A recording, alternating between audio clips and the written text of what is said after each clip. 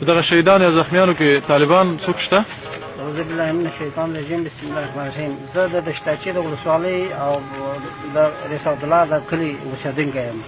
زه د ثانیې عیني شاهد یم چې رالم دلته د علماو جلسه ده او د قاریانو د حافظانو جلسه ده. زه رالم عین په صحنه کې زه دلته ناست وم. صحنه کې دلته ناست وم چې نور ټول د ویناوې ټول د خدای او د رسول خبرې وسولې. دې کې نه مصلا و نه لانجر و نه موټر هېڅ شی نه و. د خدای او د رسول خبرې وسولې نو ټول هر څه خلاص وم. په دغه وخت کې افتتاح کېدله. د بخاري شریف دا اصلاح کې همدا دغه راواخیستل علماو دغه فتوا وکړه چې بس لنګۍ راواخیستې ملا وتړلې چې چرخۍ کې دوی دا خواړه معلومې شي چې معلومې شي چرخۍ کې چې ما وکتل مال دا چرخۍ کې وار کوي ورته څه پوه مال دا کونه راته ورکړه د لکې چې دا راوکړه چې ومې که د اولې د ماشومانو میدان وشي وویشته کله چریز باندې چې ولې بس ټول داسې کله چرګان چې وو په چریز ولې ټول یو په بله سره سپاره شوه.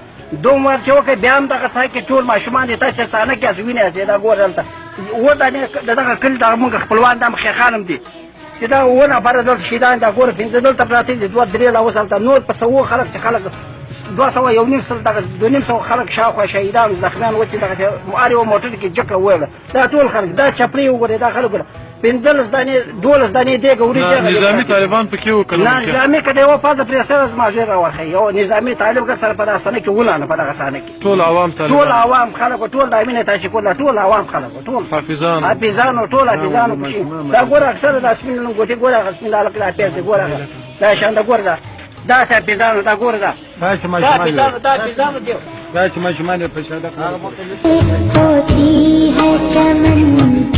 دواړه ورونه دي.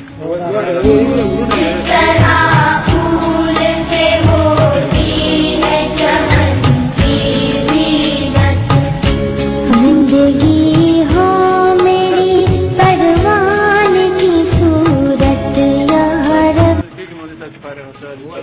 شپږ ورځې کېږي د حفظ نه فارغه ده. انا لله علم کی شمع